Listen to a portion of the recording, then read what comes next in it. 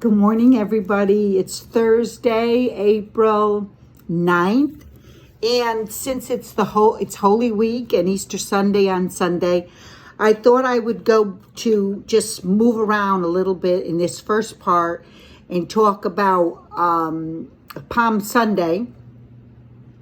In the King James Version, Luke chapter 19, I'm going to start with verse 29. Jesus had just told of the 10 talents, the parable of the 10 talents. And on verse number 28, I'll start. It says, "And when he thus spoken, he went before, ascending to Jerusalem. And it came to pass, when he came near to Bethphage and Bethany at the mount called the Mount of Olives, he sent two of his disciples, saying, Go ye into the village over against you, in which at your entering you will find a colt tied, whereon yet never man sat. Loose him and bring him hither. And if any man sake you, or ask you, Why do you loose him? Thus shall ye say unto him, Because the Lord has need of him. And they that were sent went their way, and found even as he had said unto them. And as they were loosening the colt, the owner thereof said unto them, Why loose ye the colt? And they said, The Lord hath need of him. And they brought him to Jesus, and they cast their garments upon the colt, and they sat Jesus thereon." And this is Palm Sunday, supposedly Palm Sunday. If it was actually a Sunday, I'm not really sure. But this is Palm Sunday when he comes in to Jerusalem. Verse number 37, "And when he came nigh even now at the descent of Mount Olive, the whole multitude of disciples began to rejoice and praise God with a loud voice for all the mighty works that they had seen." So they were referencing Jesus, and they were lifting him up on high. Verse 39. Oh, wait a minute. Let me see here. No, 38. "Saying, Blessed be the King that cometh in the name of the Lord, peace in heaven and glory in the highest." 39. "And some of the Pharisees from among the multitude said unto him, Master, rebuke those disciples. And he answered and said unto them, I tell you that if these should hold their peace, and the stones would immediately cry out." In other words, Jesus says, let them praise the Son of God. Because if they don't, I'm going to make the stones cry out. Let's see here. Here's verse 41.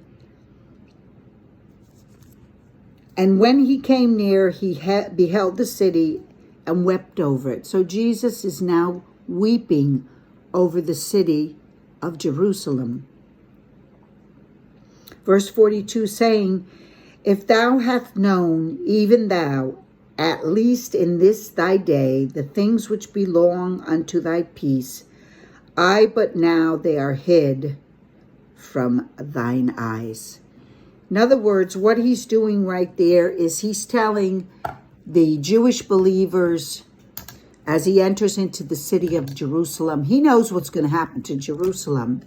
And he's distraught and he's saddened because they refuse to listen to him. They're being guided by the Pharisees and the Sanhedrin and all these false people that are all about putting money in their own pocket, and the false doctrine of the devil, Satan. And Jesus knows this, and he knows what's going to happen. He knows that, let me continue here before I say that. 43, "For the day shall come upon thee, that thine enemies shall cast a trench about thee, and compass thee round, and keep thee in on every side, and shall lay thee even with the ground, and thy children within thee, and they shall not leave in thee one stone upon another, because thou knowest not the time of thy visitation." right there, what he's doing is he's predicting the fall of Jerusalem and the misbelieving Jews who crucified Christ. And that will happen in 70 AD. They'll be coming over to Jerusalem in the Passover. Everybody goes to Jerusalem for that feast in 70 AD. And what's going to happen is there's going to be a total destruction of Jerusalem. So all of the Jews that go into that city from all over the surrounding towns, except for the ones who believe in Jesus Christ, because the Lord told them, get out of the city. Get out of the city. And they fled and they were saved. But the ones who didn't believe in Jesus, they were surrounded by the Roman Empire. And also, some of the Jews that tried to get out inside the city were held captive by the Pharisees and the Sanhedrin that wanted to control them. Very, very, very evil people. They're still in control right now in Israel. But anyway, not all of them. Don't get me wrong. It's not all the Jews. This is a very minute sect of Jews. But anyway, that's what happened.